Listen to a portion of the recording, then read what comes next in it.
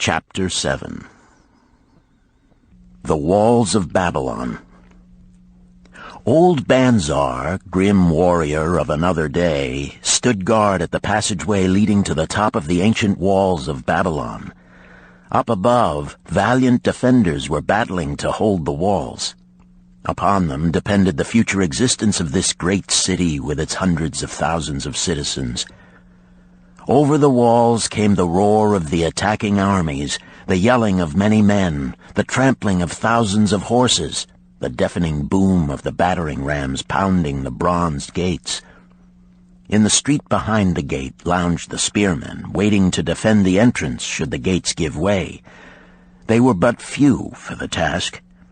The main armies of Babylon were with their king, far away in the east on a great expedition against the Elamites. No attack upon the city having been anticipated during their absence, the defending forces were small. Unexpectedly from the north bore down the mighty armies of the Assyrians, and now the walls must hold or Babylon was doomed.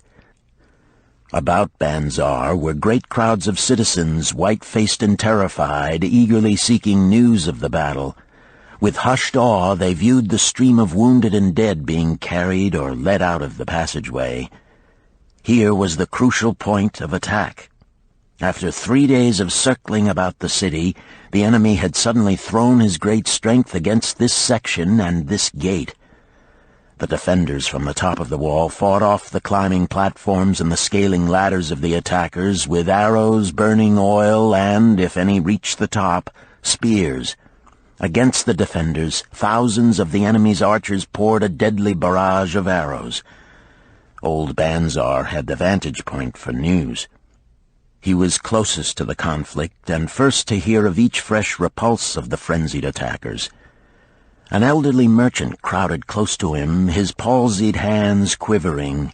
"Tell me, he pleaded. "They cannot get in.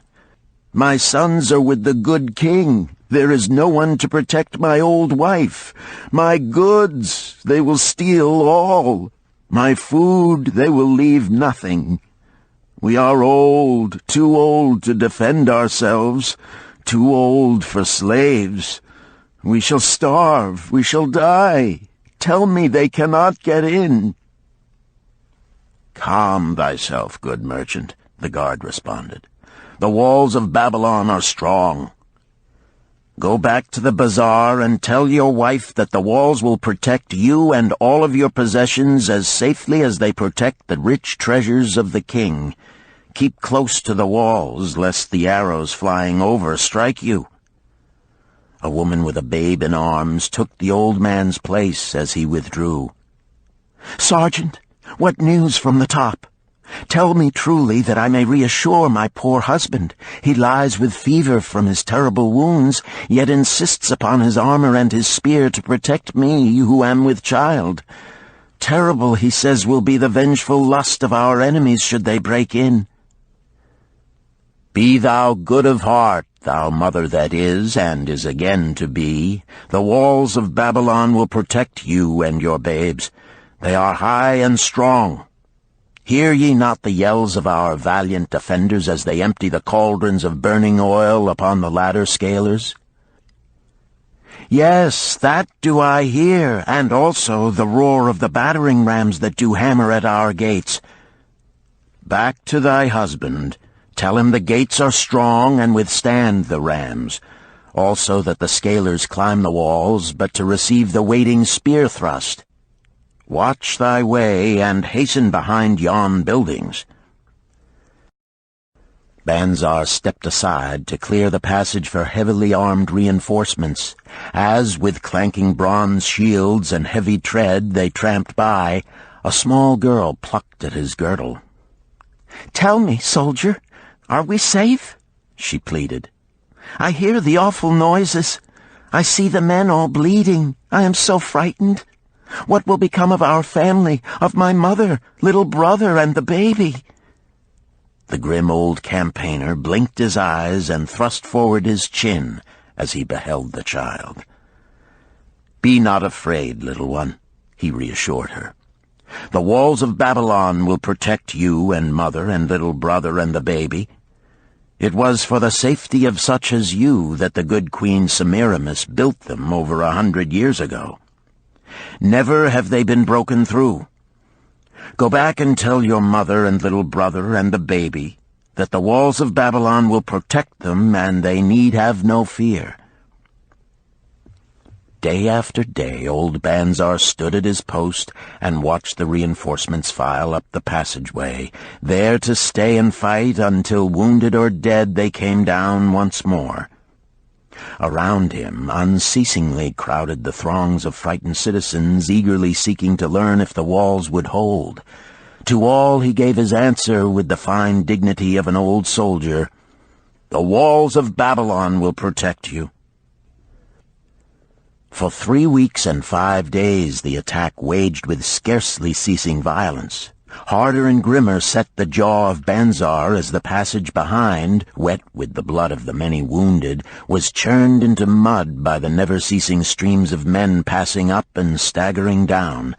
Each day the slaughtered attackers piled up in heaps before the wall. Each night they were carried back and buried by their comrades. Upon the 5th night of the 4th week, the clamor without diminished.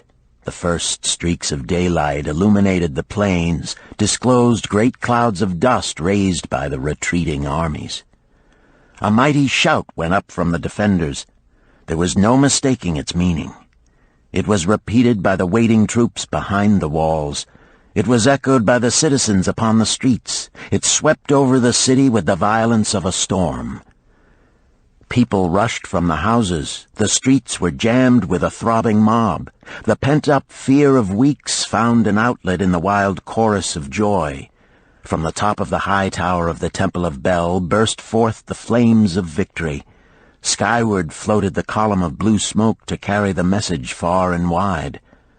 The walls of Babylon had once again repulsed a mighty and vicious foe determined to loot her rich treasures and to ravish and enslave her citizens.